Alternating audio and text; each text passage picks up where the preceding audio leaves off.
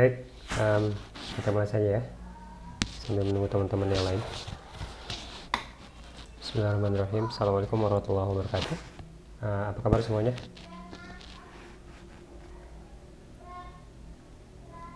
Sehat ya? Harusnya sih fresh ya, setelah kemarin kita libur. Sebelumnya juga kita libur hari Senin, jadi harusnya fresh lah, atau masih kurang liburannya. Mudah-mudahan cukup ya. Ya, oke. Misalnya hari ini kita akan melanjutkan materi perkuliahan kita terkait dengan mobile programming, yaitu terkait dengan bahasa pemrograman Dart. Ya, di sini kita hanya akan mencoba sekilas melihat sintaks dan fitur apa saja yang disediakan oleh Dart untuk membantu kita membuat aplikasi mobile, ya, dengan menggunakan framework Flutter gitu. Seperti yang kita ketahui bersama, di minggu lalu kita sudah membahas bahwa Flutter itu adalah bahasa atau SDK ya, yang digunakan untuk membuat aplikasi yang cross platform sebetulnya. Jadi tidak terbatas hanya untuk aplikasi mobile saja. Ya, Flutter sendiri sekarang sudah, yang terbaru, sudah mensupport untuk membuat aplikasi desktop, dalam hal ini khususnya untuk Windows. Jadi kalau misalkan Anda nanti membuat sebuah aplikasi mobile, kemudian aplikasi tersebut ingin Anda implementasikan di dalam Windows, ya, Anda bisa langsung compile ke Windows dengan executable file .exe seperti biasa gitu ya. Namun memang ada beberapa langkah ya yang perlu ditambahkan. Contohnya misalkan dari sisi UI, kalau misalkan kita UI-nya ingin menyesuaikan dengan UI yang disupport oleh Windows, ya, kita ada library yang bisa kita pakai untuk itu. Jadi nantinya bukan lagi menggunakan material app gitu, tapi bisa menggunakan library khusus untuk Windows gitu. Begitupun kalau kita misalkan ingin aplikasi yang kita buat itu bisa dijalankan di website, ya, Anda tidak harus lagi membuat kode khusus untuk website gitu dalam JavaScript, karena ketika kita membuat programming di Dart di dalam Flutter dalam hal ini ya, dan kita ingin mendeploynya sebagai aplikasi website, kita tinggal deploy sebagai aplikasi website, dan itu bisa kita upload ya di server kita, sehingga kita bisa jalankan langsung itu di server kita. Dari sisi efisiensi jelas lebih efisien ya, karena kita cukup membuat satu code base gitu, tapi bisa di-port ke dalam beberapa platform gitu. Makanya tadi di awal kita sebut bahwa platform bahwa Flutter ini adalah cross platform SDK gitu ya. Jadi SDK ada yang tahu ya? Ada yang tahu SDK itu apa? Ya, belum ya. SDK itu SDK tadi ya kalau bahasa Indonesia. SDK itu singkatan dari Software Development Kit gitu. Kalau dari bahasa sendiri kan tadi dikatakan kit gitu ya. Kit itu kayak ya kumpulan tools yang bisa kita pakai gitu. Dalam hal ini adalah software development. Jadi kumpulan tools yang digunakan untuk membuat ya software gitu. Dan khusus lagi sekarang kita berbicara tentang Flutter, atau ya, dimana Flutter ini disebut sebagai cross platform SDK, sehingga SDK yang kita pakai ini dalam hal ini Flutter bisa digunakan untuk membuat aplikasi cross platform yang bisa dijalankan di berbagai macam platform. Nah, SDK itu isinya apa saja? Biasanya dalam sebuah SDK itu sudah tersedia API ya. API itu Application Programmable Interface itu. Jadi kalau misalkan kita mau bikin sesuatu, sebetulnya sudah ada library yang bisa kita gunakan ya. Dalam hal ini berarti kan Application Programmable Interface tadi, yaitu API.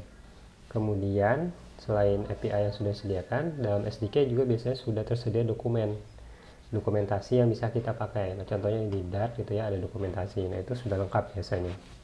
Selain itu juga ada tools yang memang digunakan untuk khusus untuk SDK ini ya, contohnya misalkan Android Studio atau Visual Code Studio yang kita pakai gitu ya. dan lain sebagainya. Jadi SDK itu paket lengkap lah untuk membantu kita untuk membuat software gitu ya. Dan dalam hal ini untuk mobile programming berarti membantu kita untuk membuat software khusus mobile gitu, aplikasi mobile seperti itu, yaitu SDK ya. Nah, Flutter SDK itu berjalan di atas bahasa pemrograman yang disebut dengan Dart gitu.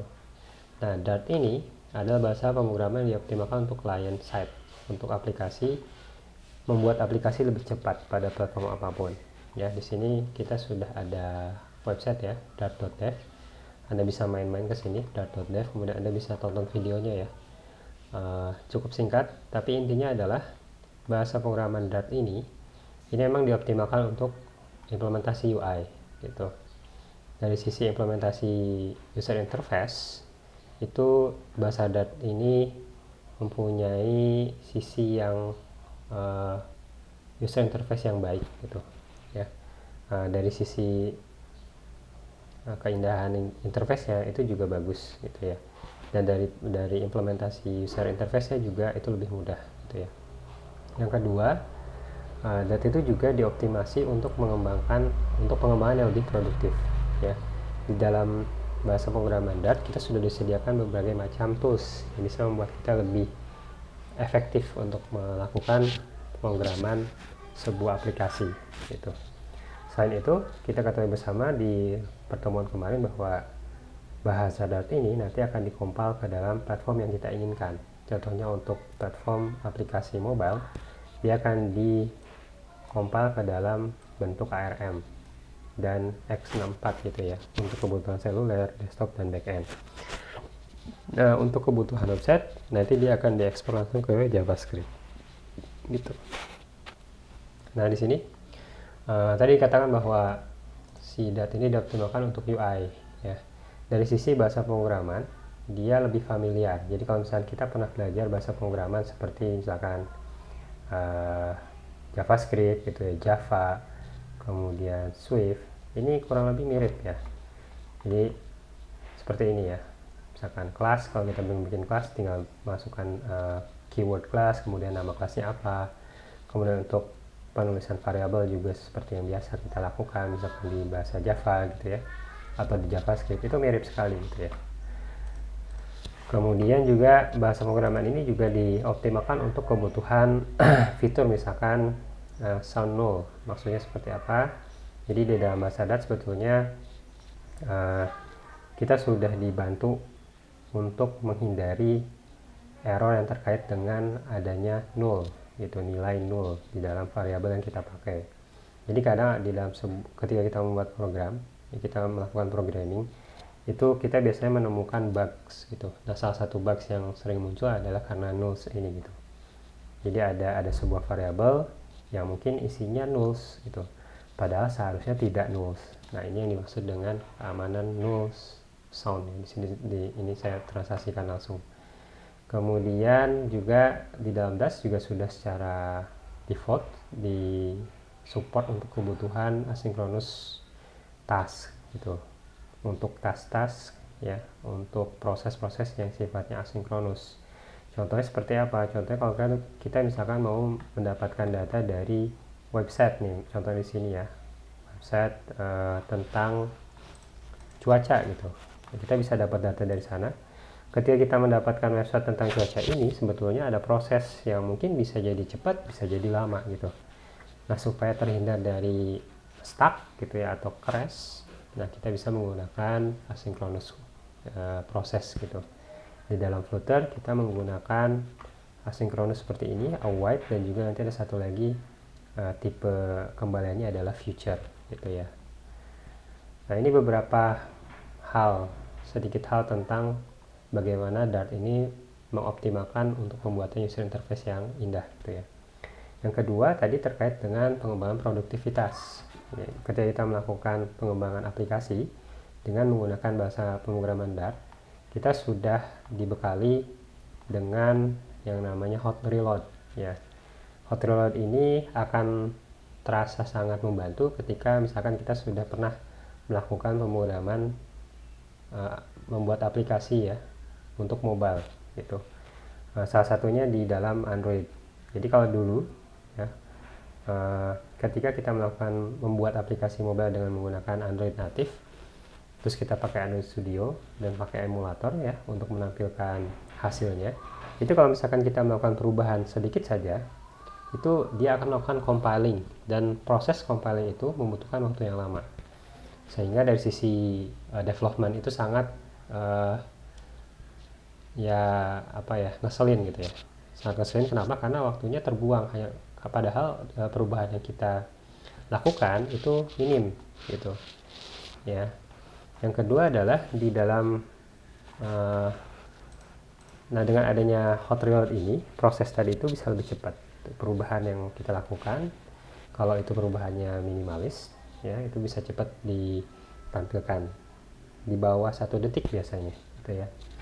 Nah, untuk perubahan yang major ya, yang besar gitu, biasanya nggak pakai reload tapi hot restart atau misalkan rerun dari awal, itu nggak sampai ya beberapa detik atau 1 menit gitu ya. Itu cukup cepat untuk kebutuhan implementasi pemrograman aplikasi mobile ya. Kemudian juga di dalam Dart sebetulnya merupakan type safety ya. Jadi ketika kita membuat sebuah variabel dalam sebuah bahasa pemrograman, itu kan ada tipe variabelnya apa ya kan. Ada yang tipenya itu misalkan integer, ada yang tipenya itu string, dan berbagai macam tipe gitu ya. Di dalam Dart, tipe-tipe itu sebetulnya wajib dituliskan ya. Hanya saja Dart sudah membuat kita lebih mudah gitu, sehingga ketika misalkan kita mempunyai variabel seperti ini, temperatur, kemudian kita lihat di atas, temperatur ini sudah diisi oleh nilai yang sifatnya integer, yang tipenya integer. Kemudian kita coba mengganti variabel ini dengan nilai string, maka dia akan memberitahu kita bahwa ini tuh string, nggak bisa di-assign atau dimasukkan ke dalam sebuah variabel yang tipenya integer gitu ya. Jadi sebetulnya si Dart ini membantu kita bahwa kalau kita misalkan membuat variabel, kemudian kita memasukkan nilai tertentu, dan dia akan ngecek nilai itu apa tipenya. Kalau dia sudah misalkan ketahuan ini integer, maka untuk selanjutnya variabel tersebut nggak bisa lagi diisi oleh sebuah nilai selain nilai yang bertipe integer gitu ya.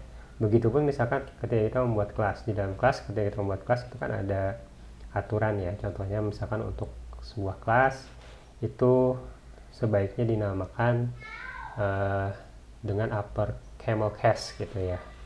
Jadi huruf awalnya itu harusnya besar atau kapital, maka dia akan memberitahu kita ya untuk membuat kelas itu gitu.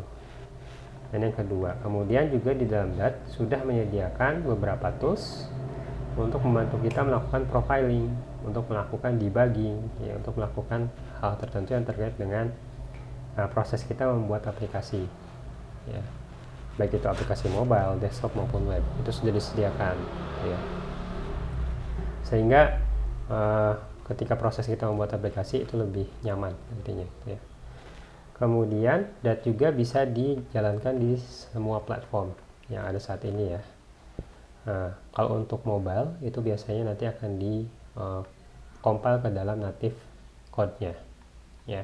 Jadi dalam Dart seperti yang kita bahas di minggu lalu, itu ada tipe kompilasi namanya AOT, ahead of time gitu ya. Nah ini dia membuat startup itu lebih cepat ya, ketika mulai itu lebih cepat. Kemudian juga untuk target web kita juga sudah disediakan ya. Kalau misalnya kita membuat aplikasi website, ini juga sudah disediakan oleh Dart untuk bisa dikompil ke dalam JavaScript. Begitupun kalau kita mau membuat aplikasi yang back end ya. Kalau yang atasnya untuk front end, ini untuk yang bawah ini untuk back end. Itu kita juga sudah disediakan sebetulnya gitu. Cuman dalam mata kuliah ini kita tidak akan banyak membahas tentang itu ya. Nah, selanjutnya apa yang harus kita pelajari untuk memahami bahasa pemrograman Dart?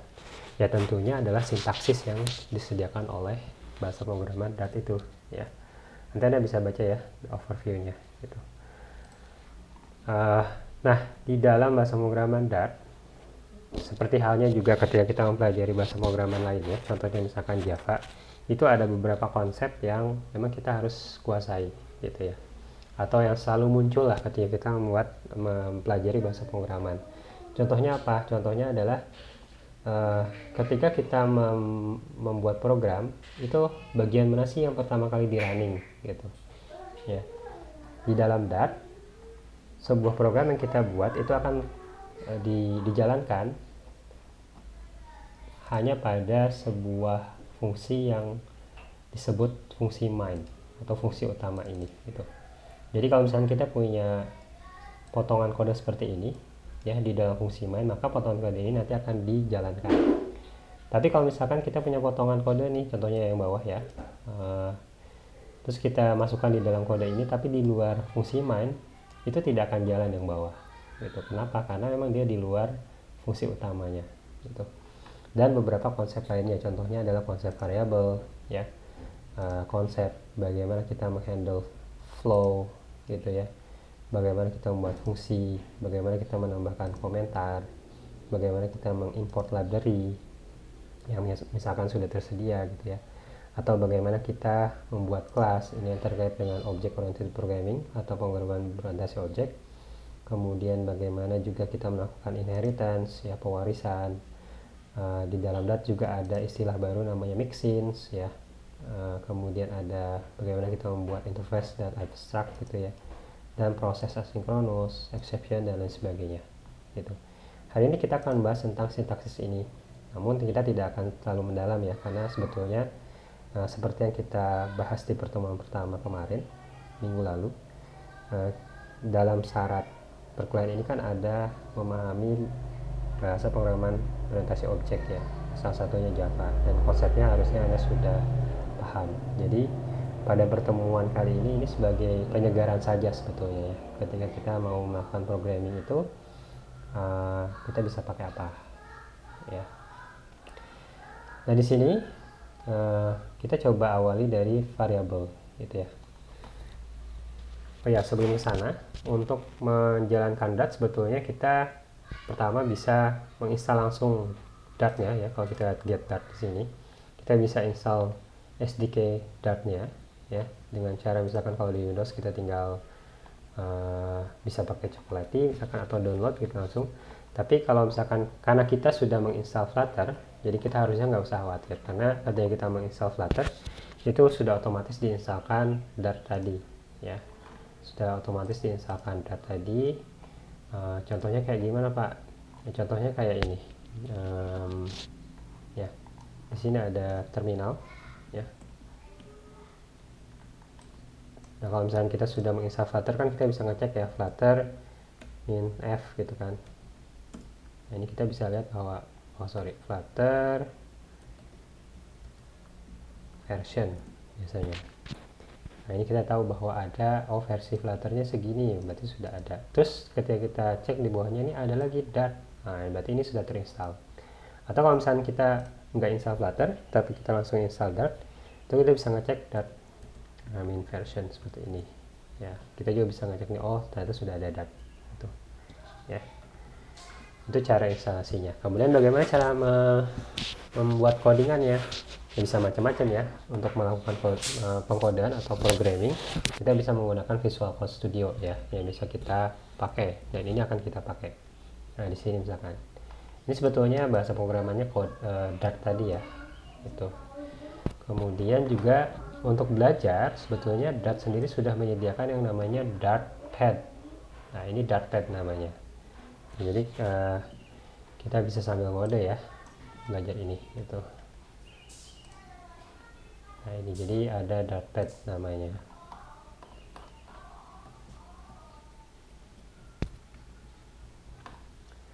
Oke, nah Dartpad ini kita bisa melihat nih, tadi seperti yang saya katakan bahwa untuk memulai sebuah aplikasi di dalam Dart ya, melakukan programming, itu semuanya harus ada di dalam fungsi main seperti ini. Kemudian kita coba jalankan sebuah potongan kode misalkan untuk mencetak ya.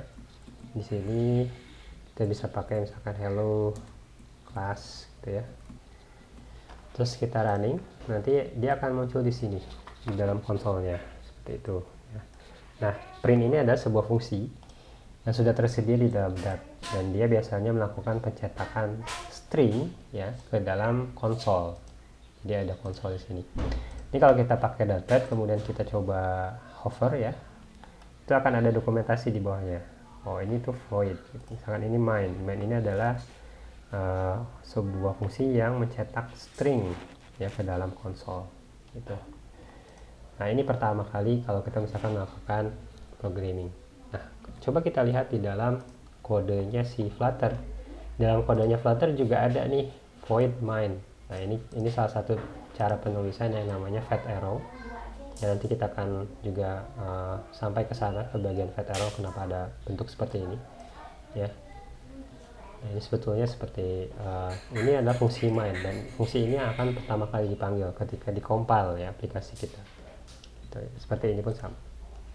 Nah, kita coba masuk ke bagian pertama, yaitu variabel. Oke, sebelum kita lanjut, ada pertanyaan dulu nggak sampai sini?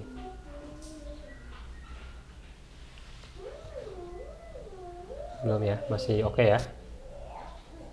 Nah, yang pertama adalah variabel.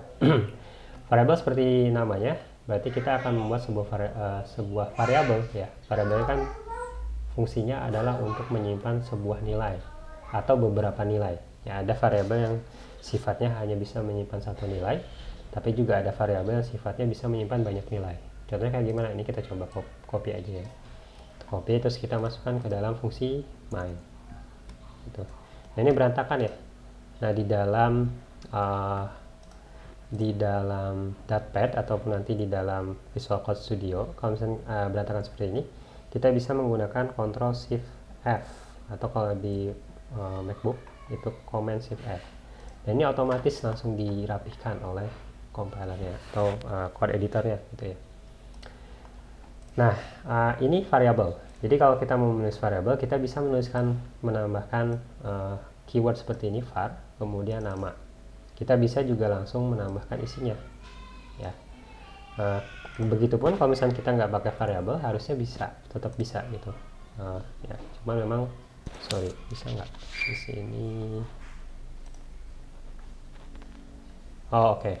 Jadi karena sebetulnya Dart ini tadi dikatakan adalah sebuah bahasa pemrograman yang type safety, maksudnya adalah dia sebetulnya harus menyertakan tipe sebuah variabel itu apa gitu ya. Nah, keyword yang dipakai sebetulnya var ini gitu. Nah, var ini sebetulnya nanti dia akan ngecek ketika misalkan ada assignment ya. Assignment itu seperti ini, maksudnya nama variabel sama dengan nilai tertentu. Nah, itu dia akan ngecek bahwa ini tuh apa sih gitu ya. Ini tuh tipenya apa? Apakah dia integer, apakah dia string, apakah dia misalkan boolean gitu ya, atau misalkan dia sebuah kelas atau objek tertentu. Nah, itu dia akan ngecek ya. Nah, di sini kalau misalnya kita klik, nah ini bahwa oh ternyata name ini bentuknya string. Jadi penulisannya bisa seperti ini, atau bisa langsung kalau kita tahu bahwa variabel yang akan kita pakai itu tipenya string, ya sudah kita tulis aja string seperti itu ya. Begitu kan yang kedua nih, year. Year itu kan biasanya angka ya. Nah, angka itu kan ada integer, ada float gitu ya. Kalau yang seperti ini tipenya apa biasanya? Tanpa ada koma. Integer atau float? Integer ya. Nah, benar nggak? Nah, ini kita lihat. Nah, betul, di sini integer. Jadi si Dart ini sudah tahu kalau kita misalkan, walaupun kita tidak menspesifikasikan tipe datanya apa ya, itu sudah secara otomatis dia ngerti si Dart itu bahwa oh kalau misalnya kita punya variabel namanya year, terus kita isikan sebuah nilai dan ternyata nilai itu adalah integer, maka dia akan tahu ya, si Dart itu akan cukup tahu bahwa ini tuh nilainya integer. Jadi kita bisa menuliskan seperti ini, maupun bisa kita langsung tulis integer dan int gitu ya, seperti itu. Yang ketiga ini apa nih? Tadi kalau ini integer, ini float ya.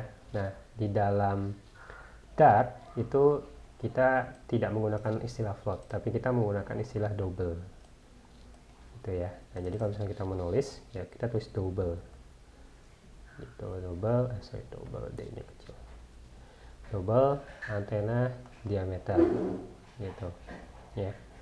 Nah ini juga sama, kalau ini isinya apa nih, ini ada list gitu ya. Kita bisa menuliskan seperti ini.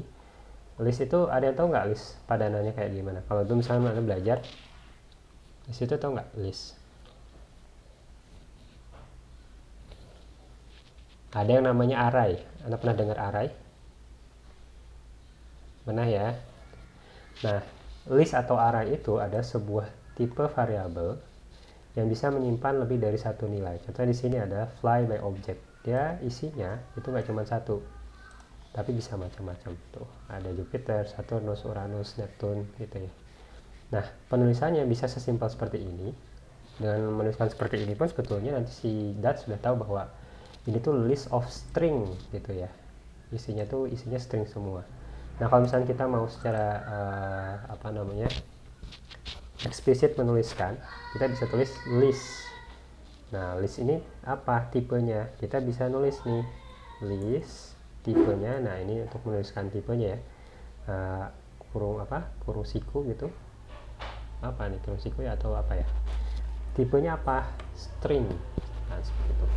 Nah, ini dia tahu nih bahwa nanti si variabel ini itu adalah sebuah list yang isinya itu string gitu. Ini maksudnya ada tanda seperti ini tuh isinya, ini maksudnya bisa dibaca sebagai isinya string gitu ya.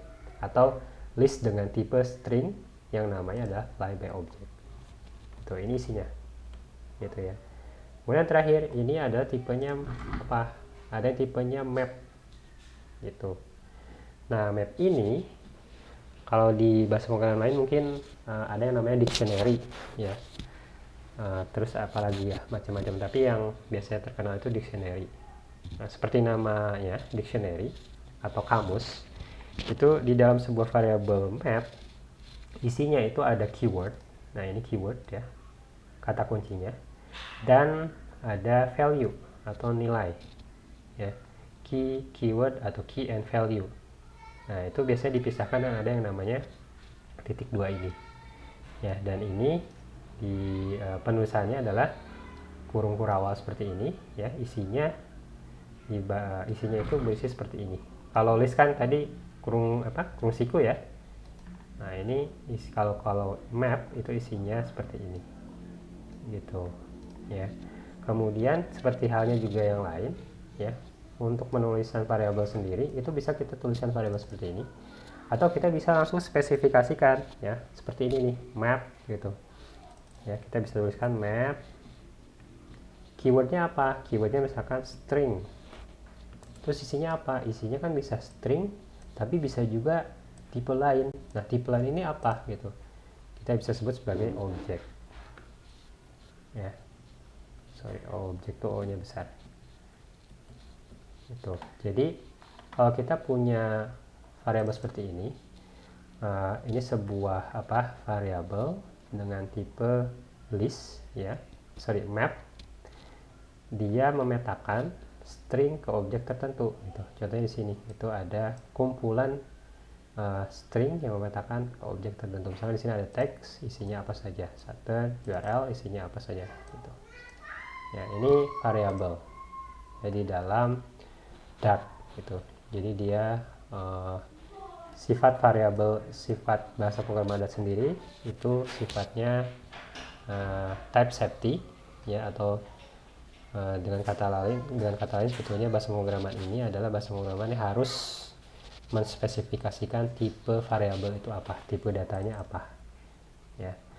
Tapi bisa kita secara mudah kita bisa mendefinisikan sebuah variabel itu misalkan seperti ini gitu ya.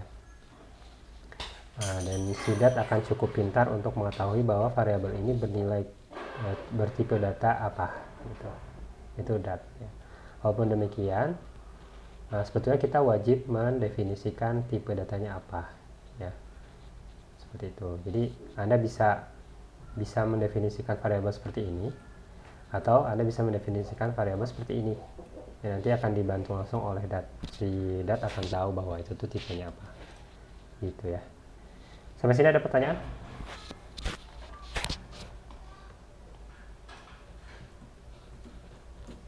Sudah ngerti? Oh ya, seperti bahasa pemrograman. Ya silakan, Raihan.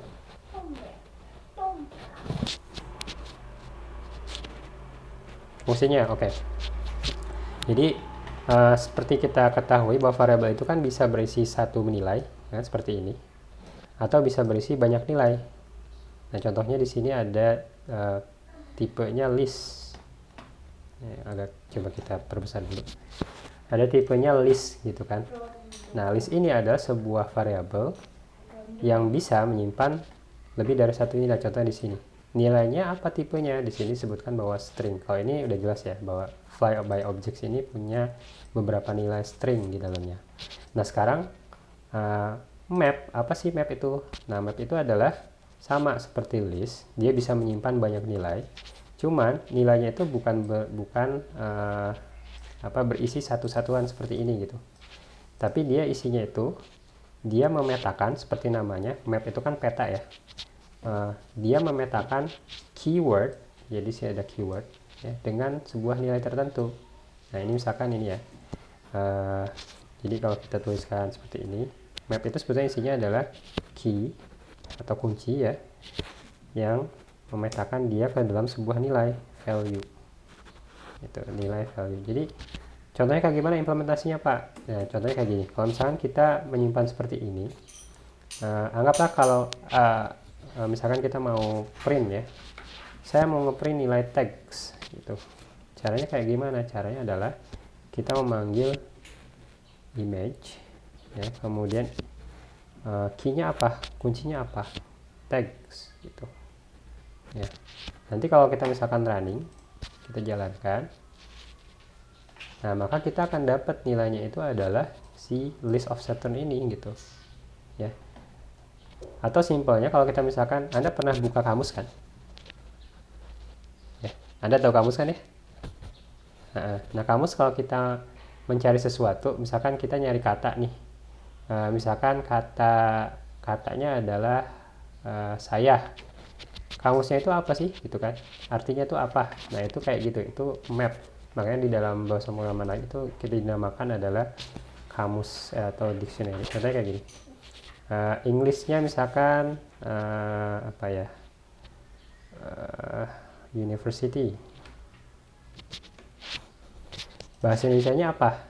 Nah, ini adalah map atau dictionary. Jadi university ini adalah keywordnya, artinya apa gitu, isinya itu apa, universitas gitu. Atau misalkan ini ya, nah ini university, isinya tuh ini educational ini. Atau kalau misalkan kita mau tuliskan di sini satu lagi, kita tambahkan ya, misalkan kita bikin uni, isinya tuh apa sih, isinya ini gitu ya. Jadi kalau misalkan kita panggil, kita baca dulu, nah kita panggil misalkan kita print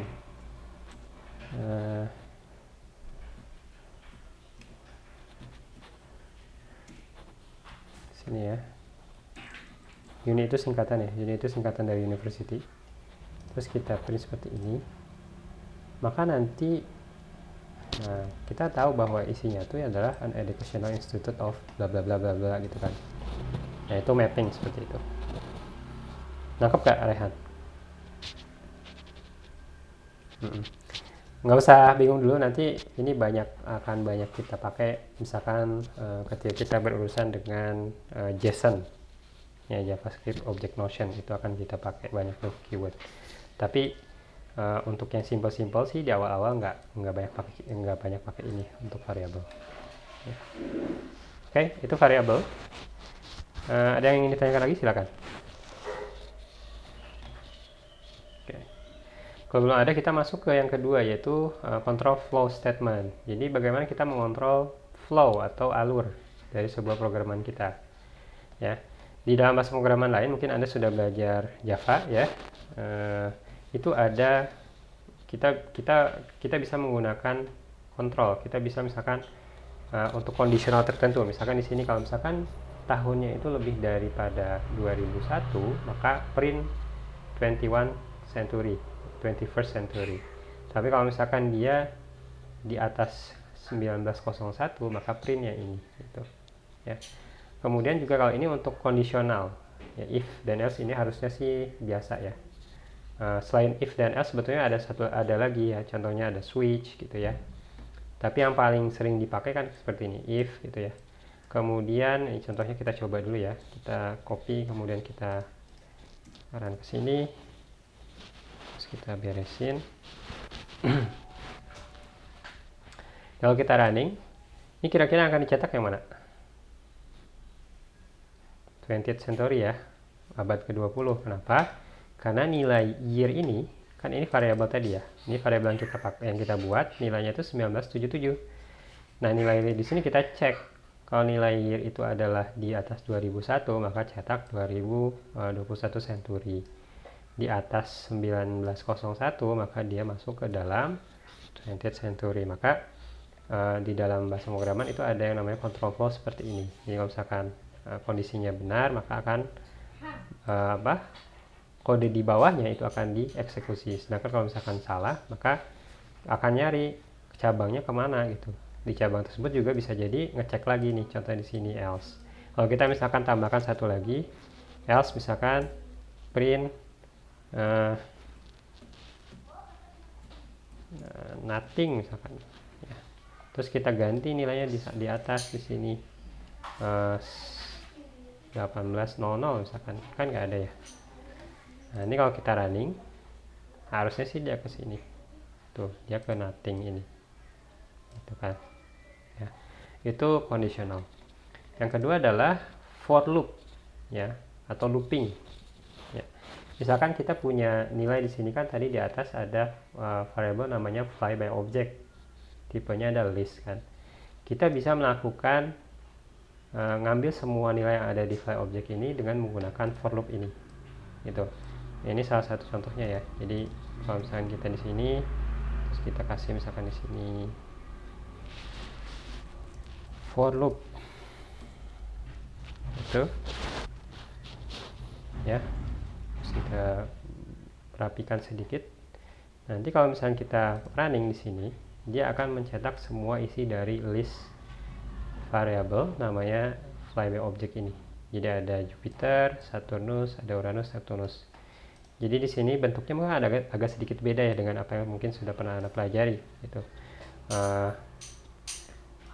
Di sini ada object in ya, for loopnya ini menggunakan variabel in, sebuah variabel itu. Nah, isi yang ada di list ini nanti akan dimasukkan ke dalam objek sehingga nanti kita bisa mengaksesnya di dalam objek ini. Nama objek sendiri ini bisa kita ganti-ganti ya, misalkan di sini kita ganti planet ya. Planet gitu. Sehingga kalau misalnya kita pakai planet, nanti di sini juga kita aksesnya pakai planet ya, bukan objek gitu. Ya, seperti itu. Itu for loop. Atau kita juga bisa pakai ini. Kalau ini yang ini standar ya, di Java ini sudah biasa kita pakai yang for loop ini.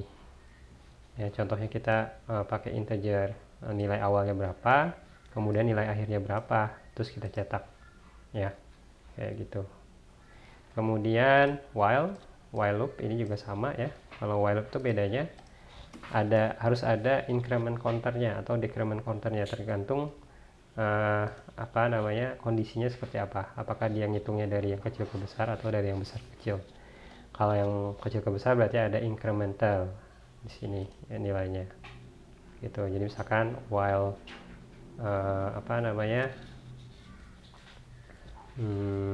year kurang dari 2016, year plus sama dengan 1 ya. Ini kalau kita cetak harusnya banyak banget ini ya. Bentar kita coba.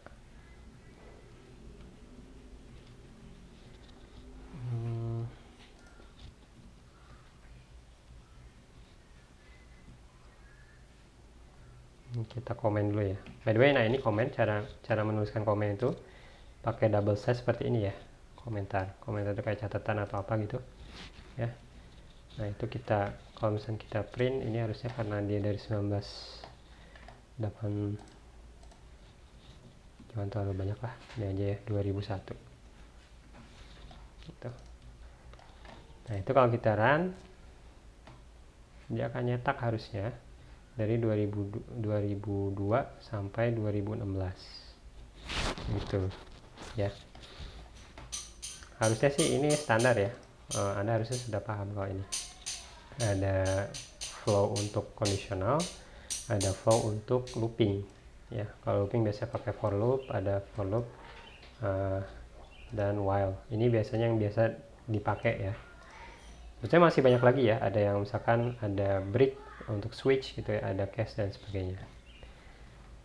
Oke, ada pertanyaan sebelum kita lanjut ke bagian function?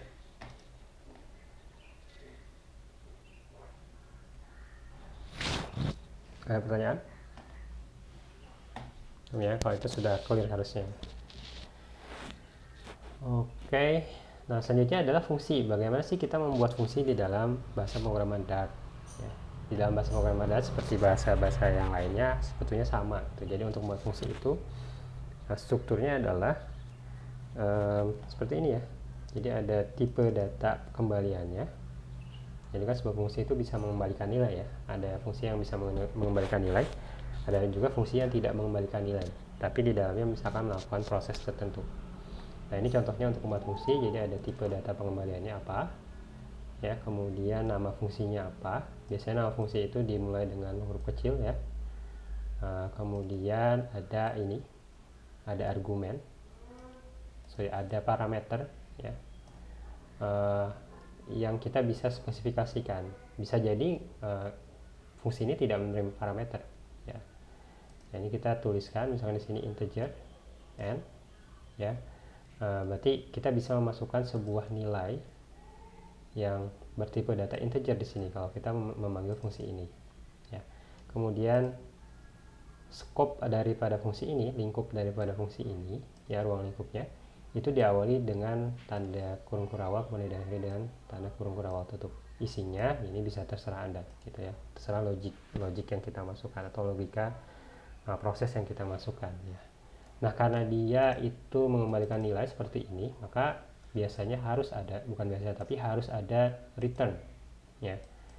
Dia harus mengembalikan nilai tertentu. Contohnya di sini berarti dia akan mengembalikan nilai ininya, nilai Fibonacci-nya berapa gitu ya. Ini contohnya ya, kita coba pakai di sini ya. Ini kita buat sebuah fungsi ini harusnya nggak harus di dalam ini ya, nggak harus di dalam fungsi main ya. Jadi fungsi itu bisa di luar fungsi main. Ini kita coba hapus aja dulu ya. Nah ini kita bisa buat sebuah fungsi lain yaitu di luar fungsi main ini ya. Fungsi ini tidak akan pernah dipanggil sampai kita memanggilnya di fungsi main gitu. Jadi kembali ke yang awal, kode yang kita buat di dalam bahasa pemrograman Dart itu akan mulai dipanggil, dijalankan ketika kita memanggilnya di dalam fungsi utama ya, fungsi main ini ya. Fungsi main ini juga dikatakan fungsi gitu ya. Nah, contohnya kayak gimana Pak? Contohnya misalkan kita mau lakukan pemanggilan tadi ya, var result sama dengan Fibonacci. Fibonacci 10 berapa, apa sih gitu ya. Kemudian kita print result gitu. Terus kita nih, nah ternyata nilai Fibonacci kalau kita masukkan nilai 10 itu adalah 55. Berdua ada yang tahu Fibonacci itu apa?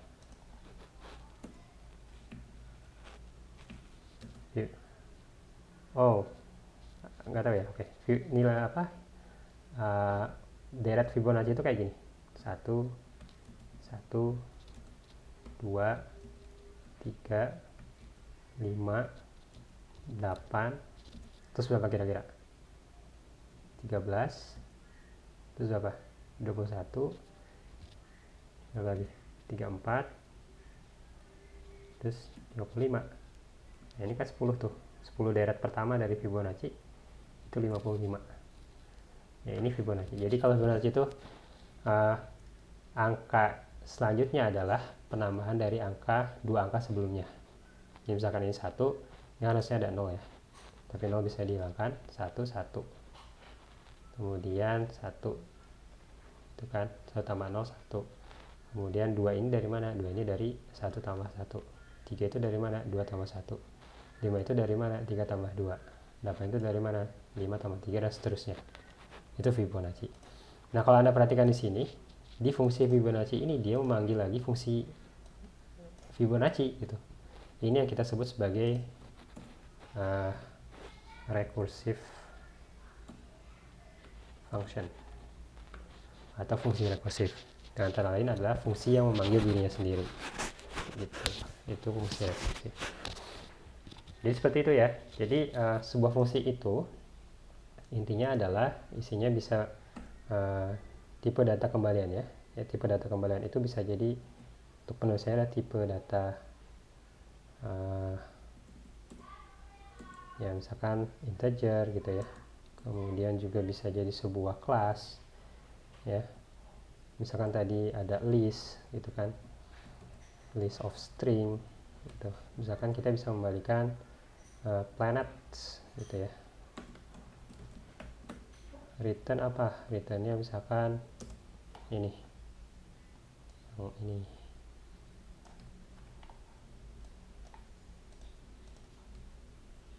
Ya. Nah, ini dia merupakan fungsi yang akan mengembalikan planet. Harusnya masih banyak planet, tapi ini contoh saja. Ya. Terus kalau misalnya kita mau print pun bisa. Ya.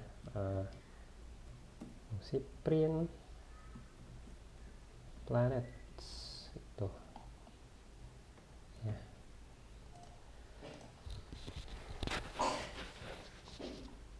Nah, ini closure planet ya, namanya planet. Ya. Nah, fungsi ini kayak gimana sih implementasinya Pak nanti di penulisan aplikasi mobile gitu ya, contohnya. Nah, ini fungsi sebetulnya. Jadi kalau misalnya kita lihat di sini, ini fungsi main. Ini kalau kita lihat di bawah ini nih, widget build gitu ya. Ini adalah fungsi. Fungsi namanya build. Argumennya adalah konteks, build konteks ya. Terus dia akan mengembalikan apa? Dia akan mengembalikan sebuah widget. Gitu. Jadi kalau misalnya kita nanti ngelihat seperti ini, Anda nggak harus panik gitu ya. Oh, ini tuh adalah fungsi. Dia tuh fungsinya apa? Nama fungsinya build, ya, bawaan daripada Flutter. Dia akan mengambil sebuah objek namanya konteks. Objeknya itu adalah tipenya build konteks gitu. Ya, konteksnya dari mana? Itu konteks nanti kita akan bahas ya di Flutter di pertemuan minggu depan. Nah, dia mengembalikan apa? Dia mengembalikan sebuah widget. Nah, ini widget nih. Ya, widgetnya ini, widget itu adalah kelas ya. Nanti akan kita masuk ke kelas. Nah, ini kelas. Isinya itu bentuknya apa? Nah, ini kita bisa mendefinisikan beberapa properti daripada si material app ini gitu. Jadi misalkan ada title ya, ada theme, ada home gitu. Nah, ini contoh implementasi daripada fungsi gitu ya. Nah, dikatakan di sini ada shorthand arrow ya, ini yang kita sebut sebagai arrow. Kalau di JavaScript namanya fat arrow. Itu sintaks yang kita gunakan untuk mempersingkat penulisan sebuah fungsi. Jika fungsi tersebut hanya mengembalikan satu nilai. Contohnya kayak gimana? Contohnya kayak gini. Misalkan integer ya, add. Gitu kan, add itu misalkan add to values misalkan. Namakan dua nilai. Integer A, integer B. Ya. Untuk yang default kan seperti ini ya. Return berarti kan A plus B. Itu kan? Ya. Nah, untuk menyederhanakan penulisan kayak gini, kalau ini kan tulisannya jadi 3 baris ya. Nah, untuk menyederhanakan penulisan ini kita bisa menuliskan seperti ini. Ini kita hapus ya, terus kita tulis seperti ini. Terus yang bawah hapus. Nah, ini salah satu cara, nggak perlu ada return. Jadi kita cukup menuliskan seperti ini gitu ya. Terus kalau kita misalkan print gitu, add to values, nilainya apa? Misalkan 1 tambah 9, kira-kira berapa? Oh, L hilang ya. Terus kita run, harusnya 10 ya kan. Nah, ini yang namanya yang kita sebut sebagai fungsi shorthand daripada penulisan ya. Ini cuma untuk penulisan saja gitu. Nah, selain fungsi-fungsi ini ya, ada beberapa fungsi yang memang sudah secara default disediakan oleh si Dart gitu ya. Selain ini yang kita sebut sebagai fungsi bernama. Jadi kita punya fungsi yang sudah kita namai gitu ya. Tapi ada juga yang sifatnya itu fungsi itu namanya anonymous function. Nah, anonymous function itu seperti apa? Nah, contohnya nanti akan kita temui misalkan di mana ya? Di sini. Nah, ini. Nah, ini Anda nggak usah kaget ya. Ini tadi sama. Ini fungsi isinya itu mengembalikan widget. Nah, widget ini nanti kita akan bahas di bagian kelas ya. Nah, kita bisa mendefinisikan beberapa properti gitu. Nah, di sini contohnya ya. Di sini contohnya misalkan kita punya on press. Ini kita manggil fungsi sebetulnya ya. Nah, kalau misalkan kita nggak mau manggil fungsi di situ, kita bisa menggunakan yang namanya anonymous function. Anonymous function itu tinggal misalkan kita panggil aja fungsi. Nah, ini anonymous function, dia nggak ada namanya tuh, ya kan, nggak ada namanya. Kita tinggal panggil set state-nya misalkan ini contohnya atas ya, counter. Nah, ini kalau misalnya kita jalankan ini masih valid gitu. Ini anonymous function, kenapa dikatakan anonymous function, adalah fungsi yang tidak ada namanya. Tapi dari sisi penulisannya sama, itu kayak gini nih. Ini ada untuk menambahkan argumen, kemudian fungsinya itu kan kayak gini ya, itu kan. Nah, ini anonymous function, jadi nggak ada namanya gitu. Ini dikatakan anonymous function seperti itu ya. Oke, ada pertanyaan sampai sini untuk fungsi?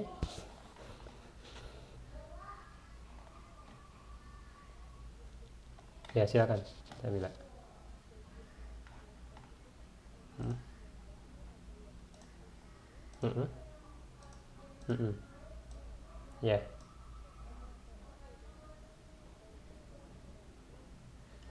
Oh, oke. Okay. Sebetulnya sama, Sabila. Lihat di sini bawah. Kan fungsinya sebetulnya di sini ya, operasinya itu di sini sebetulnya. Ini kalau kita kembalikan ke yang tadi, itu kan penulisannya seperti ini. Kayak gini kan tadi ya. Terus ini return gitu kan. Return. Ini sebetulnya sama, A plus B.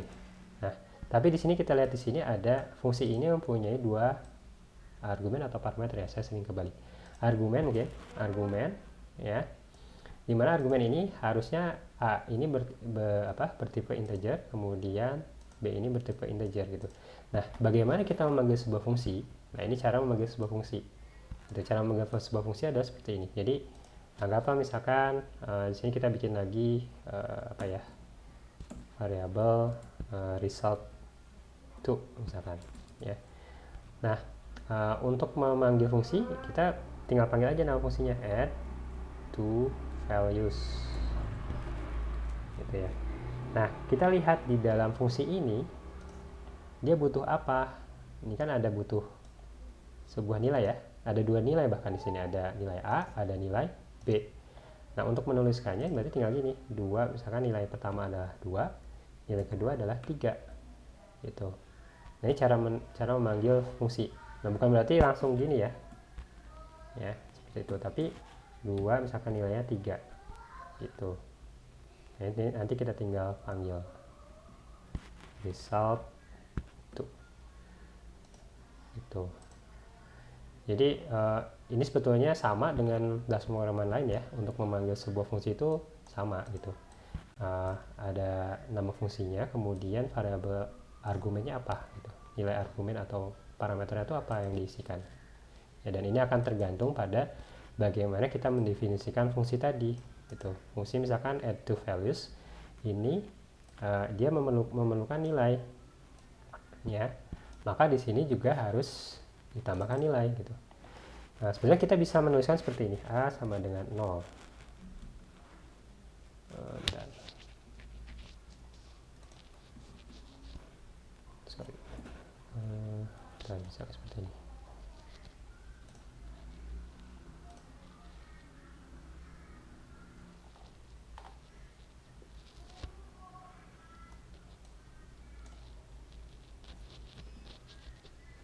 Oh, bukan.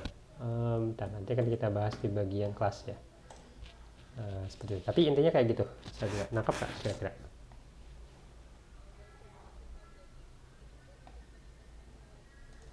Betul. Ini tuh istilahnya argumen atau parameter ya. Jika ketika kita memanggil fungsi itu ada, kalau misalnya fungsinya memang butuh argumen, berarti harus tambahkan argumen gitu, saya bilang. Ya, sama-sama. Oke, ada pertanyaan lagi? Kalau tidak kita lanjut ya ke komen. Kalau komen tuh ya standar ya. Biasanya kalau untuk menuliskan komen seperti ini nih, berarti ini komen standar, normal komen. Terus ada yang 3 gitu, ada slash 3.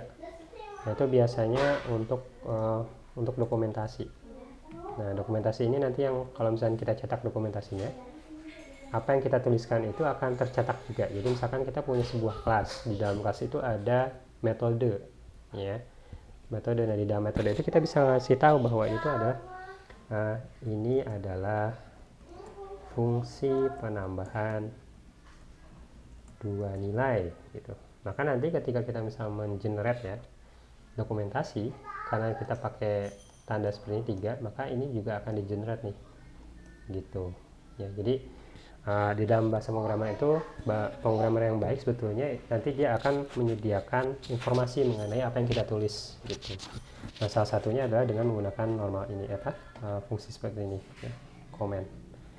Saya ada pertanyaan? Ica, ada pertanyaan?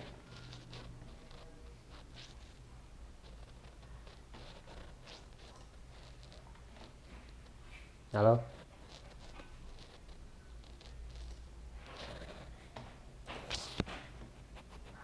Betul, betul sekali.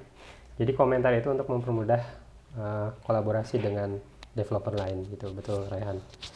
Jadi kalau yang ini tuh untuk ya kita kayak ngasih informasi baik ke kita maupun ke orang lain. Tapi nanti kalau misalnya kita nge-generate kode dokumentasinya, itu yang ini nggak akan di-generate gitu, Rehan. Tapi kalau kita pakai 3 ini akan di-generate nih bahwa fungsi ini tuh untuk apa? Itu kalau misalnya kita generate jadi dokumentasi, contohnya dokumentasi itu kayak apa ya? Flutter,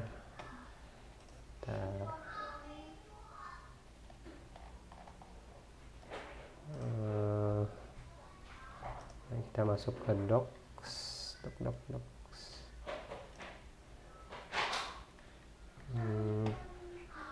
API mana ya API? Widget katalog. Oh sorry, API docs. Nah ini. Anggaplah misalkan kita nanti mau cari ini, gitu ya. Nah ini deh, kayak gini nih, dokumentasi kayak gini, itu nanti yang akan dijadikan, yang akan tertulis seperti ini. Jadi misalnya kita punya kelas namanya adalah kelas asinkronus gitu ya. Terus di dalam kelas itu ada metode namanya, nah ini misalkan fungsi gitu ya, fungsi run zone. Nah, ada informasi mengenai ini, run a function asynchronous itu kenapa bisa muncul kayak gini? Itu karena kita tuliskan seperti ini. Jadi nanti kalau misalnya kita cetak dokumentasi yang seperti ini ya, itu nanti akan muncul juga ada namanya fungsi, namanya adalah add to values. Kemudian isinya, nah ini yang menjelaskan. Kalau kita klik nanti akan dijelaskan lebih jauh gitu. Nah, isinya tuh kayak gimana gitu. Ya. Putu ada pertanyaan? Kayaknya ini membuka. Halo? Oke, saya mute ya.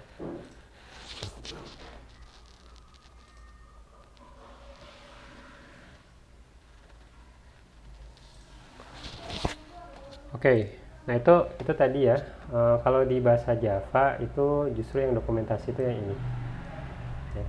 Nah, kalau yang ini yang slash bintang itu kalau misalnya kita punya banyak komentar, ya, lebih dari satu baris. Misalkan di sini kita mau menambahkan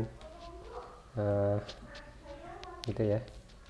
Nah ini kita bisa kalau kita enter, nah ini tuh ini ini adalah fungsi yang mengembalikan list. Terus listnya apa? List planet misalkan seperti itu. Nah, ini kalau kita bikin komentar panjang lebih dari satu baris, ini kita bisa pakai cara seperti ini. Kalau ini untuk satu baris saja, kalau ini untuk lebih dari satu baris. Kalau ini yang 3, ini untuk dokumentasi. Gitu ya. Oke, komen harusnya jelas ya. Terus yang selanjutnya adalah import. Nah, kalau import ini adalah untuk apa? Import ini adalah, anggaplah kita punya library atau kita punya sebuah kelas. Terus kita mau kelas tersebut nanti dijalankan di dalam kode kita. Nah, supaya kita nggak nulis 2 kali, kita bisa langsung import gitu. Bisa kita langsung import .math. Atau misalkan tergantung namanya ya, namanya apa. Misalkan nah ini contohnya filenya apa gitu. Contohnya kayak gini kalau di Flutter. Anggaplah kita ini ada 2 buah file ya. Ada file main.dat, ada file.homepage.dat gitu. Nah, di sini kita memanggil sebuah widget namanya homepage. Padahal kalau kita lihat di kode ini, ya di main kode ini nggak ada kelas my homepage gitu. Ya, tapi kelas my homepage ini adanya di dalam file yang homepage ini. Nah, ini ada kelas my homepage. Dia mewariskan kelas stateful widget ya. Kemudian isinya ini. Tuh. Nah, ini kan kita kayak ini punya satu file khusus gitu untuk bagian homepage gitu ya. Terus kita mau pakai, nah itu kita tinggal import saja di sini, import nama filenya apa, homepage.dat. Kemudian kita bisa langsung pakai. Nah, di dalam homepage itu ada apa? Ada sebuah kelas namanya my homepage gitu ya. Seperti itu import gitu ya. Cara import lainnya juga bisa macam-macam. Misalkan bisa nggak kayak ini from, kalau di sini kayaknya nggak bisa ya. Nah, ini ketika import juga kita bisa tulis seperti ini, import as apa, misalkan as home gitu ya. Nah, nanti kalau kita pakai import seperti ini, maka nanti kita untuk memanggil kelasnya kita harus menuliskan dulu ini my homepage gitu ya. Ini cara mengimport. Kalau tanpa ini artinya kita mengimport semua yang ada di dalam file homepage ini. Jadi home, nah my homepage itu ya, itu importing ya. Selain itu sebetulnya ada juga show, hide, sama lazy loading ya. Tapi yang untuk yang sering dipakai ini yang ini sih, jadi Anda nggak perlu khawatir. Dan sebetulnya ketika kita misalkan nih kita hapus ya import ini, terus kita sebetulnya tahu ada kelas namanya my homepage gitu. Ini kan ada garis keriting merah gitu kan. Ini artinya ini tuh the name apa nih, sini dikatakan dia nggak, kayaknya belum tersedia gitu kan. Ini kita bisa langsung klik yang tanda lampu ini, terus kita import. Nah, itu langsung otomatis si data itu tahu gitu ya, si Flutter itu tahu bahwa ada kelas namanya homepage, yang bahwa kelas ini tuh adanya di file homepage.dat ini gitu ya. Nah, itu akan sering banget kita pakai di dalam Flutter ya gitu. Oke, clear ya sampai situ. Oke, nah sekarang kita masuk ke kelas. Nah, ini kelas yang sering kita pakai. Kalau kita tadi di kode ini kan juga banyak ya, ada kelas gitu kan ya. Kelas itu apa? Ini lebih terkait dengan OOP ya. Karena di Flutter itu kita memang menggunakan basicnya OOP ya, kita banyak menggunakan kelas gitu ya. Ini void main, kita belum punya, jadi kita bikin aja dulu fungsi mainnya ya. Terus kelas, nah kelas itu cara penulisannya kayak gini. Kita bisa, ini keywordnya kelas, nama kelasnya. Nah, nama kelas ini harus diawali dengan huruf besar. Bukan harus sih sebetulnya, nggak apa-apa pakai huruf kecil, cuman best practice-nya itu seperti ini ya. Tadi dikatakan upper camel case. Maksudnya upper camel case itu kayak gimana, Pak? Contohnya misalkan kita punya kelas, kalau kita punya kelas namanya cuma satu, misalkan mobil. Ini cukup seperti ini. Tapi kalau misalkan kita punya kelas namanya itu lebih dari 2 kata, misalkan mobil merah, nah berarti setiap di awal kata itu harus diubah jadi besar seperti ini, gitu ya. Nah, mobil merah. Ada juga yang nulis seperti ini ya, tapi ini nggak disarankan. Tuh. Ya tuh ada ini. Name type using upper camel case. Tuh, upper camel case seperti itu. Itu ya. Nah, ini cara menulis kelas. Di dalam kelas itu ada yang namanya property. Property itu bisa satu atau banyak ya, berarti yes. Ada juga metode, methods ya, metodenya bisa satu bisa banyak gitu kan. Nah, properti itu apa? Properti itu kayak misalkan kalau di mobil itu ada apa sih? Ada apa kira-kira? Misalnya ada var, jumlah ban, ya kan? Jumlah ban misalkan berapa? Defaultnya berapa? 4 kan? Gitu. Terus apa lagi kira-kira? Pintu. Itu misalkan berapa? 4. Ada juga yang 5 ya. Kan? Kemudian var, apalagi warnanya misalkan, ya kan? Warna misalkan defaultnya merah. Nah, saya lagi pakai baju merah, jadi baju merah. Ya. Terus, nah ini kembali ke yang tadi yang kita bahas, yaitu variabel. Ya, variabel kalau itu adanya di dalam kelas kita sebut sebagai property. Ya, variabel kalau ada di dalam kelas disebut sebagai apa? Property, ya kan? Nah, ini seperti yang kita tadi sudah pelajari.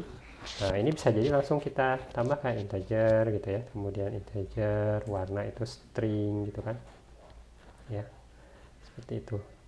Terus ada methods itu kira-kira apa metode? Ya misalkan kita mau tahu mobil ini pabrikan mana gitu ya.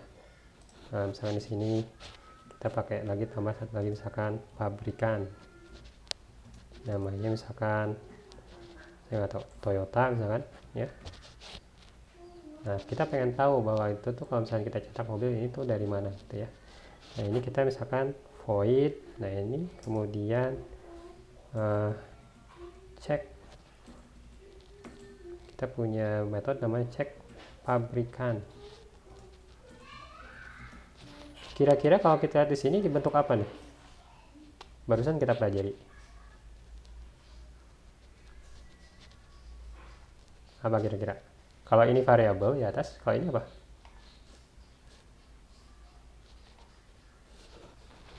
Halo? Ini fungsi ya kan? Nah, jadi kayak misalkan cek pabrikan, misalkan kita mau ngeprint aja lah langsung di sini di dalamnya. Tadi misalkan pabrikan asal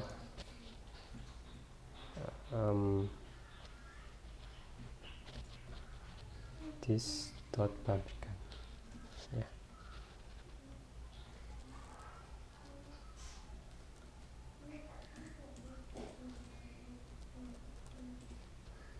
Nah gitu ya, ini adalah kelas gitu ya, ada kelas namanya kelas, kemudian ada metode itu sebetulnya fungsi gitu. Kalau di fungsi biasa itu kan kita bikin fungsi gitu kan.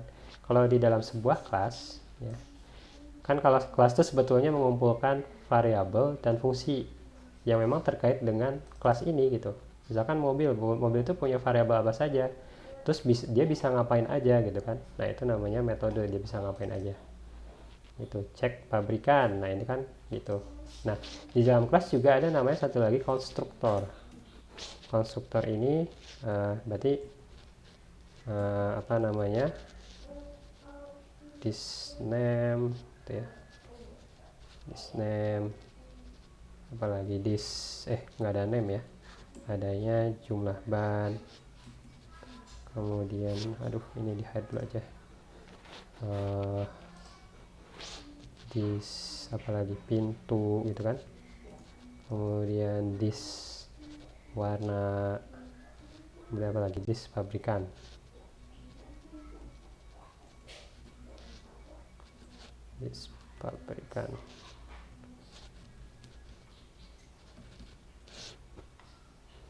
no formatting change. Okay, wait. Okay, oh ya,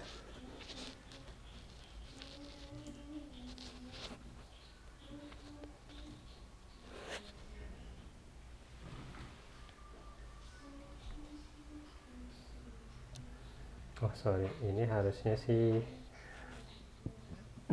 string atau integer ya, jumlah ban, kemudian integer, pintu, kemudian ini string warna gitu ya. Sini juga ada string pabrikan. Nah, di sini berarti kan kayak this jumlah ban sama dengan jumlah ban.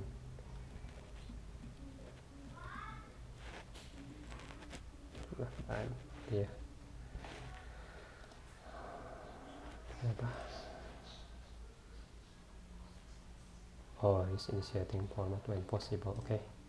Ya, intinya ini kita bisa pakai seperti ini. Kita ambil yang ini aja ya. Kita ambil yang kelas Spacecraft. Sini. Ya. Oke, ada pertanyaan silakan Zaid, Fatur.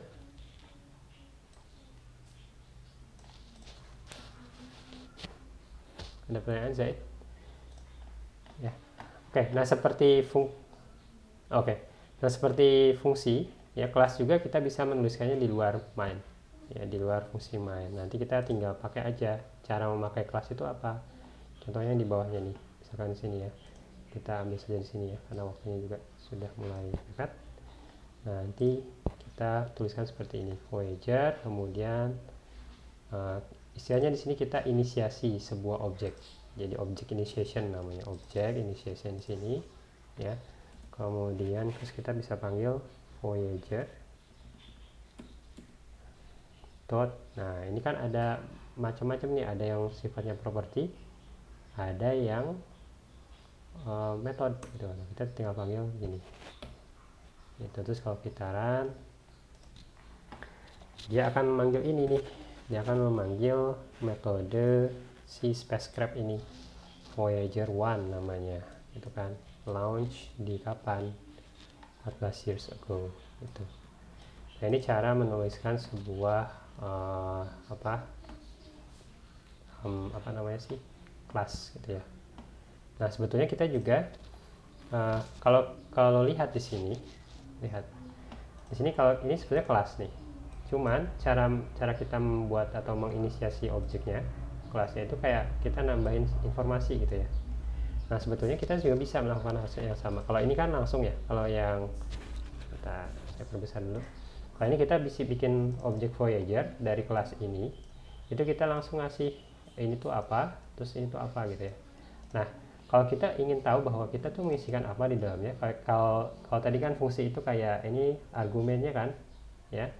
Nah, kalau kita mau bisa seperti itu, kita bisa lakukan seperti ini, ya.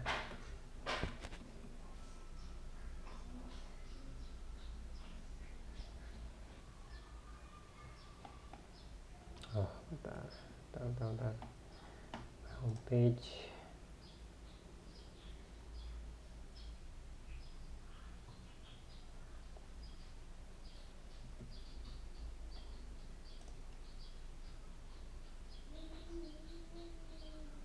Apa this name?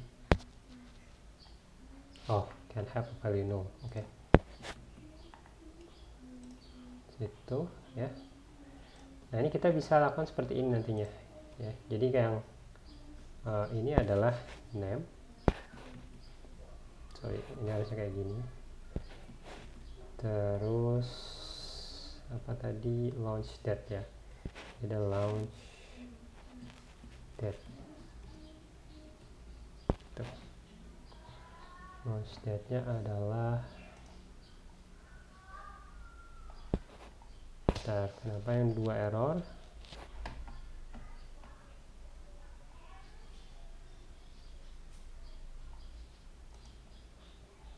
Oh, oke.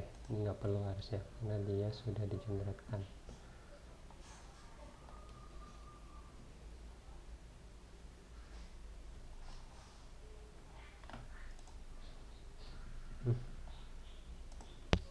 Sorry.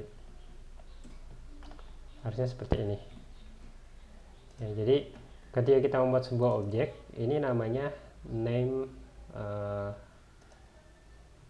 name constructor. Jadi konstruktornya dikasih nama, gitu ya, kelas ini dikasih nama. Jadi kita misalnya membuat objek seperti ini Voyager, supaya kita jelas ini kita mau menambahkan apa saja di dalamnya. Kita bisa menambahkan nama seperti ini, nama Voyager, namanya itu apa? Ya, ini kan tergantung di sini nama. Kemudian launch date dan juga tergantung di sini ya isinya apa gitu. Nah, ini yang sering kita pakai untuk penulisan kelas di dalam Flutter. Nah, ini contohnya ya. Contohnya kayak gini nih. Ini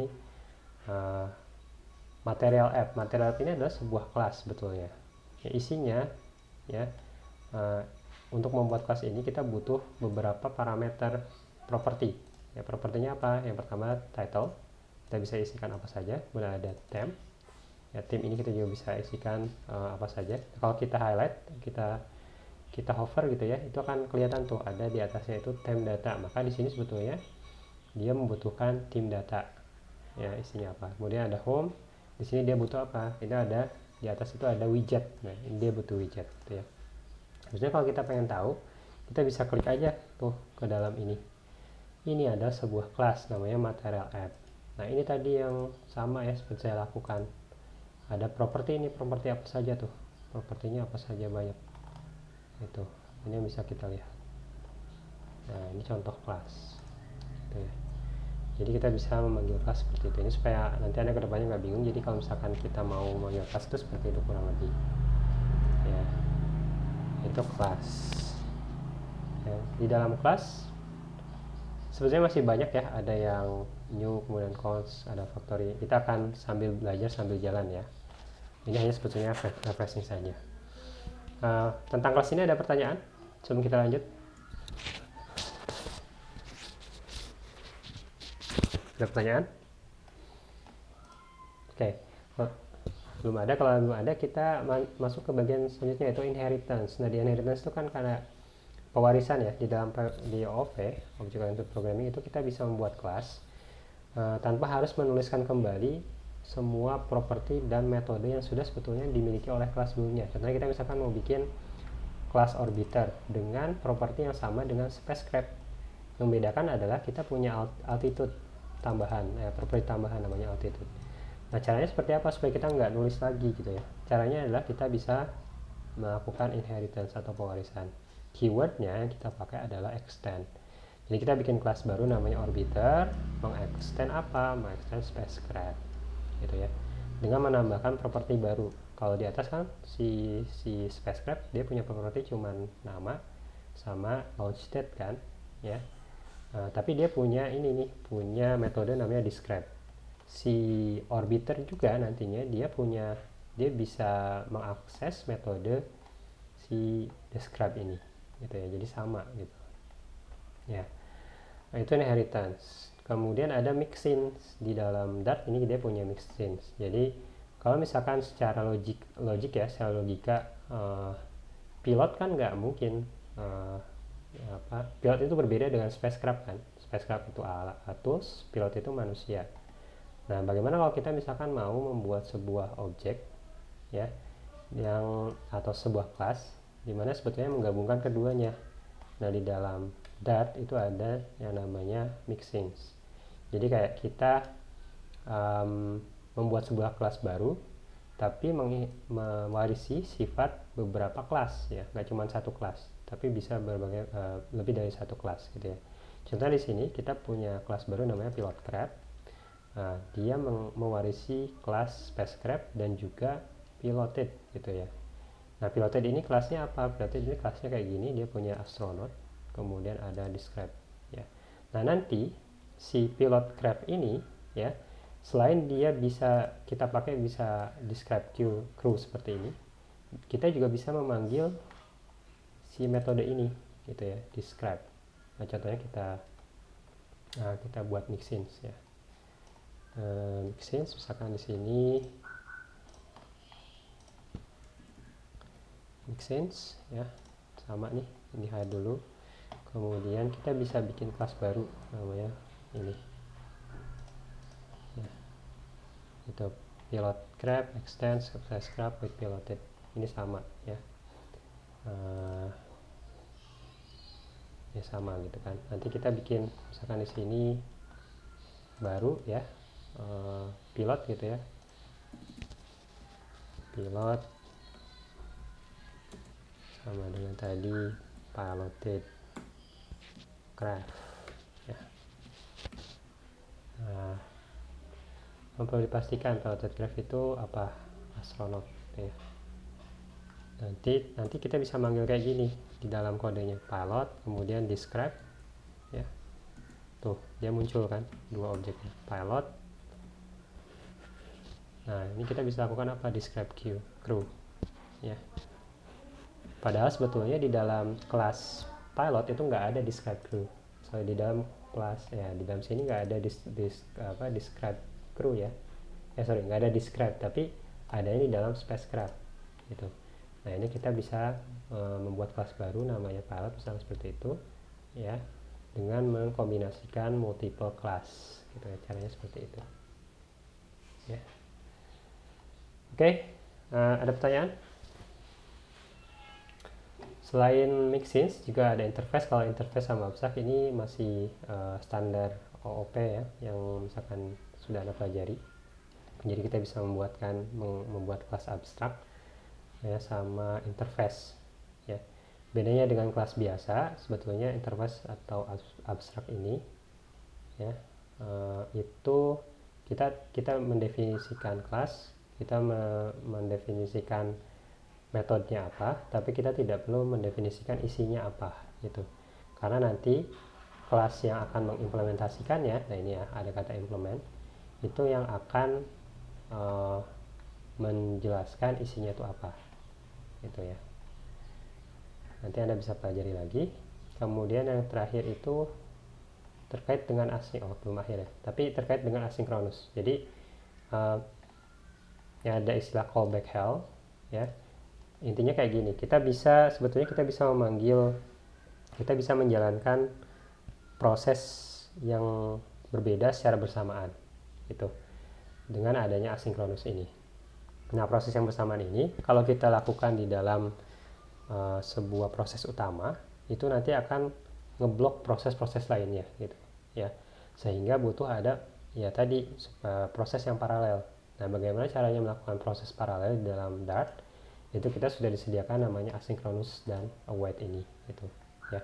Tipe datanya atau kelasnya itu namanya future ini gitu ya. Nanti kalau misalkan print with delay ya, fungsi print with delay ini itu kita jalankan, maka dia akan melakukan delay selama berapa detik nih di sini contohnya ya, satu detik baru dia akan ngeprint ya. Berbeda misalkan nanti kalau misalkan kita punya proses lain yang tidak ada delay gitu ya, itu asinkronus ya. Dan biasanya implementasi asinkronus ini digunakan untuk task atau proses-proses yang memang membutuhkan waktu lebih lama. Contohnya kayak gimana? Contohnya kayak misalkan untuk kebutuhan download ya, untuk kebutuhan ambil data, upload data, itu kan berbeda-beda ya, tergantung koneksi internet biasanya gitu kan. Itu kita nggak bisa memastikan untuk melakukan proses tersebut misalkan butuh cuman 5 milisekund gitu misalkan. Tergantung internet yang pakai, itu bisa jadi misalkan 1 jam gitu kan. Nah, kalau misalkan prosesnya lama seperti itu, maka kalau kita di aplikasi yang kita miliki, maka aplikasi kita akan crash gitu ya. Oleh karenanya kita pakai asinkronus, sehingga nanti kalau misalkan proses sudah selesai baru dikeluarkan gitu ya. Contoh implementasi realnya, contohnya kalau kita misalkan upload foto di Instagram, itu kan sambil kita upload foto, itu kita bisa menambahkan deskripsi tentang foto tersebut kan ya. Sambil kita menambahkan deskripsi tersebut, uploading foto itu masih jalan, yaitu proses asinkronus ya. Ini mungkin agak sedikit asing buat Anda, tapi nanti kalau kita implementasikan ini akan lebih jelas ya. Tapi untuk hari ini nggak akan kita bahas lebih jauh dulu. Yang terakhir ada exception. Jadi exception ini digunakan untuk lebih ke ini ya, caution atau lebih hati-hati ketika kita melakukan programming.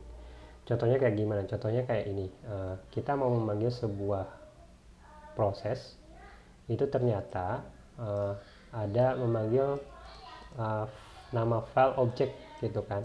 Objek ini bisa jadi ada di dalam HP kita, tapi bisa jadi juga nggak ada gitu.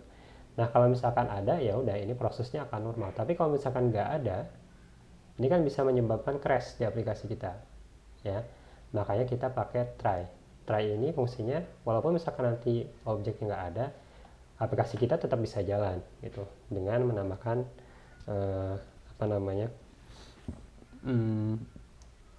cara lain. Kalau misalkan dia sukses, ini dilakukan. Kalau misalkan error, ya apa yang kita lakukan gitu ya.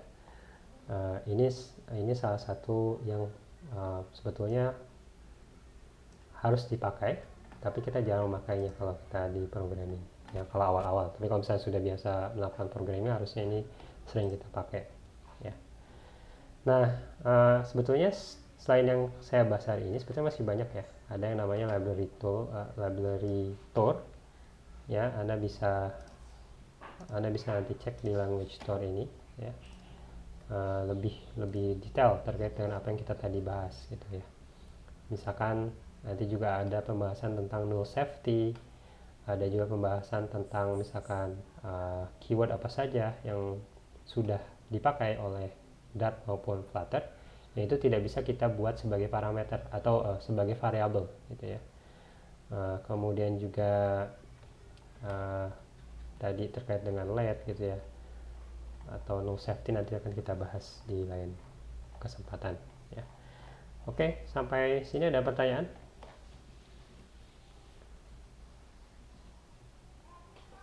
Jadi pada intinya pertemuan kali ini sebetulnya untuk refreshing bahasa pemrograman saja gitu ya. Dan ini konsep-konsep yang sering sekali dipakai untuk melakukan pemrograman di Flutter atau membuat aplikasi mobile ya. Sehingga kalau misalkan Anda sebetulnya sudah paham ini semua, harusnya nggak ada masalah nanti ketika kita masuk ke dalam materi pemrograman ya. Oke, ada pertanyaan?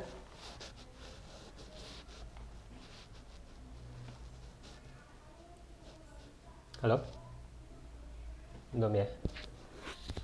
Oke, minggu lalu saya minta Anda untuk install Flutter ya.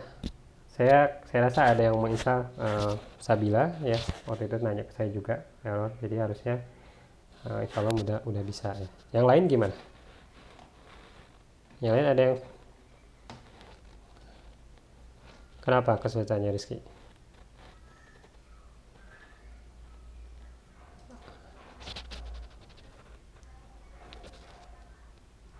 Oke, bentar Rizky dulu tadi. Kenapa? Bentar.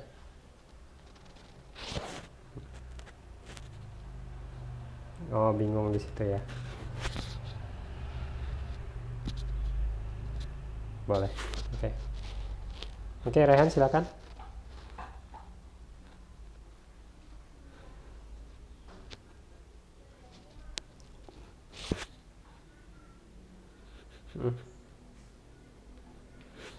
Kalau kamu sudah, ya kalau anda sudah install Android Studio, harusnya Visual Studio Code itu nggak perlu ya. Cuman biasanya kalau Visual Studio Code itu berat gitu, jalannya itu kadang lambat gitu ya, kemudian buildingnya juga lama. Nah biasanya kenapa saya sarankan menggunakan Visual Studio Code, karena Visual Studio Code itu ya tadi kelebihannya dia lebih ringan dari sisi penggunaannya ya. Seperti ini misalkan, ini dari sisi UI-nya pun sederhana gitu, nggak terlalu banyak embel-embel gitu. Jadi kita bisa fokus ke coding, kemudian nanti bisa melihat hasilnya. Nah itu terserah Anda, kalau Anda mau install Visual Studio Code silakan, tapi saya sarankan sih untuk menginstal gitu. Kalau untuk Android Studio memang disarankan memang untuk ini sih, untuk mendownload AVD ya, untuk mendownload Android virtual device-nya atau emulatornya gitu ya. Itu biasanya dilakukan hanya sekali saja sih Jadi kita download, setelah download ya sudah, biasa kita pakai Visual Studio Code ini gitu untuk selanjutnya gitu ya, karena itu lebih gampang gitu ya implementasinya di sini. Dan di Visual Studio Code juga dari sisi plugin ya, tools yang bisa kita pakai itu banyak. Contohnya beberapa ekstensi ya, namanya ekstensi yang bisa kita pakai. Contohnya tentunya nanti Anda harus install Dart ya, dan juga Flutter. Kalau Anda sudah install Flutter, harusnya Dart juga nanti terinstall, itu otomatis keduanya. Jadi ketika nanti Anda sudah install Visual Studio Code, nanti Anda masuk aja ke sini ke bagian extension, terus Anda cari Flutter gitu ya, itu Anda install aja gitu ya. Reload record. Oke. Nah, itu kurang lebih seperti itu, Rehan. Nanti saya akan sertakan apa namanya, dokumen untuk instalasi lah kalau misalnya Anda ya agak kesulitan. Oke. Oke, kalau masih ada pertanyaan silakan. Oke, kalau belum ada,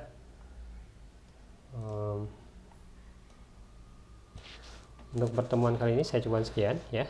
Jika ada pertanyaan silahkan ditanyakan di grup ya, supaya misalkan teman-teman yang lain juga menyimak gitu. Misalkan ada kesulitan terus Anda ternyata menanyakan, berarti kan yang lain juga akan menyimak gitu. Oh, kayaknya kalau misalkan saya menemui hal yang sama ya, ini caranya seperti itu gitu ya. Kalau lebih seperti itu. Oke, kalau tidak ada pertanyaan untuk pertemuan kali ini saya cukupkan sekian. Insya Allah kita akan ketemu lagi di minggu depan ya, di jam yang sama juga. Nah, minggu depan kita akan masuk ke bagian Flutternya gitu. Jadi selama seminggu ini sih saya harapkan Anda bisa main-main ya, dan saya juga akan memberikan tugas untuk minggu ini terkait dengan Dart gitu, supaya Anda membuat diri Anda nyaman lah dengan bahasa pemrograman Dart ini. Intinya kayak gitu ya. Oke, terima kasih. Saya mohon maaf apabila ada kesalahan dalam menyampaikan materi hari ini, dan terima kasih atas perhatiannya. Semoga bermanfaat. Assalamualaikum warahmatullahi wabarakatuh. Jaga kesehatan juga. Ya, sama-sama.